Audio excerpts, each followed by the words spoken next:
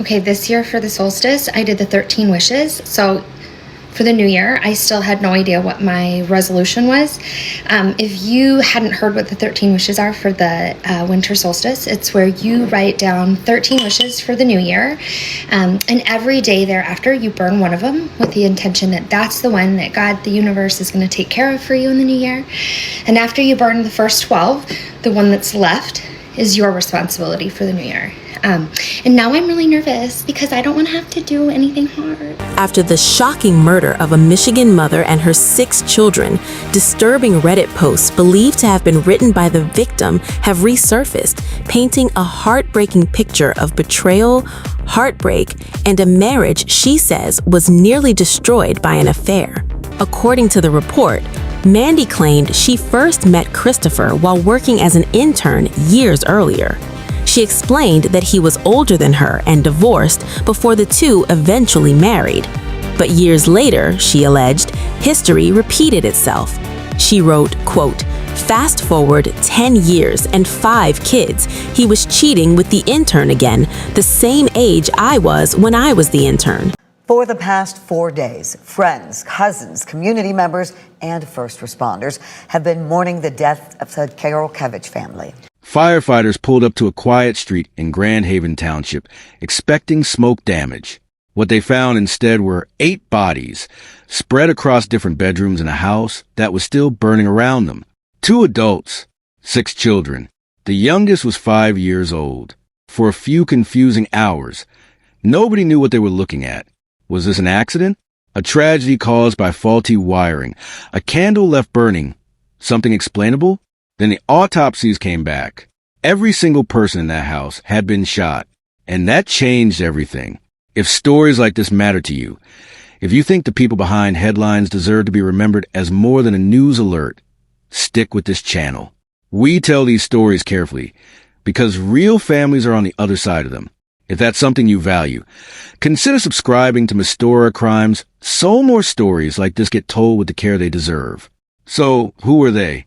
Kristopher Karolkiewicz was 47 years old, working at the American Heart Association. Amanda, who went by Mandy, was 39. She substitute taught at Peach Plains Elementary in Grand Haven, and by every account that's surfaced since, she was the kind of teacher kids remembered. The school itself posted about her as a standout, saying she went above and beyond for students having a hard day, that she led with empathy and patience. Her family has spoken since her death, and their words paint someone specific, not a generic tribute. Her cousin, who's also acted as a family spokesperson, described her as optimistic, funny, spunky, the kind of person whose presence in a room changed the temperature of your day for the better. Her parents said she was a kind and devoted soul who loved her family and her students, and that words can't capture what losing her and all 6 of her children means to them. 6 kids. For boys, ages 15, 12, 11, and 5. 2 11-year-old girls, who Kristopher and Amanda had adopted.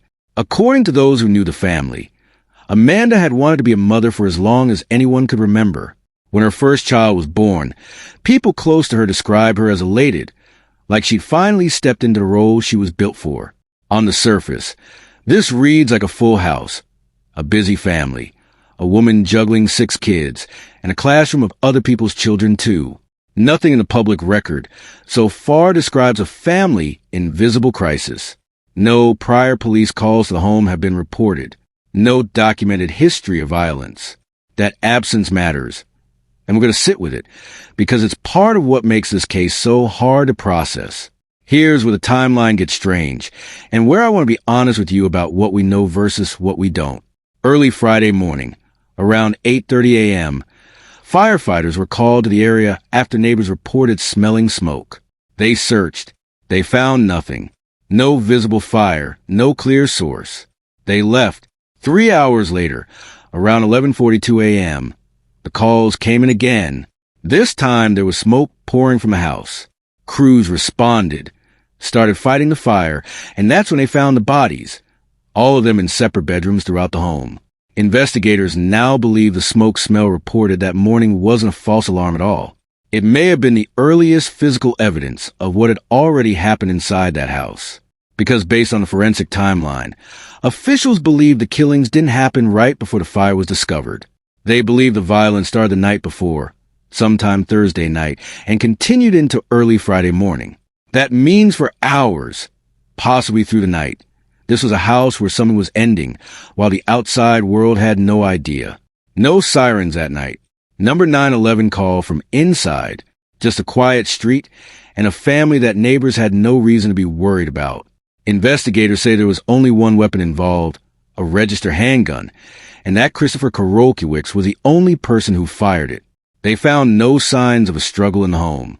Think about what that detail actually means for a moment, because it's the kind of detail that true crime often glosses over too fast. No struggle doesn't just describe a crime scene. It raises a harder question about how 6 children and their mother ended up unable to fight back, run, or call for help during however many hours this took. The sheriff's office has been clear that there's no evidence of any other suspect. This was not an intruder. This was not a home invasion gone wrong. It was, in their words, a murder-suicide carried out entirely by the one person in the house who was supposed to protect everyone in it. And then there's the fire. Investigators say it wasn't one point of ignition. It was set intentionally in multiple places throughout the home, on the first floor and in the basement, where the heaviest damage was found. That's not consistent with panic. Multiple ignition points across different levels of the house suggests planning, movement, time. It suggests someone who, after everything else, still had the composure to walk through his own home and make sure it burned. We don't know why he did any of this. As of the most recent statements from Ottawa County investigators, no motive has been released. There's no note that's been publicly disclosed. No documented mental health crisis that family or officials have spoken about. No history that anyone close to this family has pointed to as a warning sign. That's genuinely unsettling, and I want to be upfront that anything beyond that is speculation, not fact. Some people online have already started theorizing.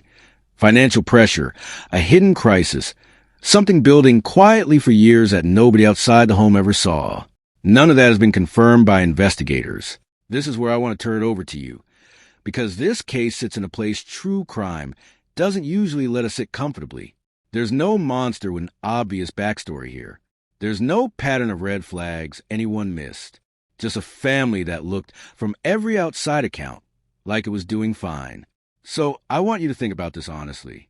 How much can we actually know about what's happening inside a marriage, inside a household, just from the outside? Amanda's family, her co-workers, her students, none of them appear to have seen this coming. Does that mean the signs genuinely weren't there? Or does it mean some people are simply better than others at keeping the worst parts of themselves invisible, even from the people closest to them? And when there's no note, no documented crisis, no clear trigger, how do we, as people try and understand tragedies like this, sit with not having an answer? Is there a difference between a case with no motive released yet and a case where a motive may never fully exist in any way that makes sense to the rest of us? I don't have those answers. I'm not sure investigators do yet either. But I think this case deserves to be talked about honestly, without inventing a resolution just to give a story a neater ending. If this one sat with you the way it sat with me, I'd genuinely like to know what you think. Drop your thought in the comments. Not wild theories dressed up as fact, but what this case brings up for you about how well any of us can really know the people closest to us. And if you want more cases covered with the same care, honest about what's confirmed and what isn't, subscribe to Mystora Crimes. We'll keep telling these stories the right way.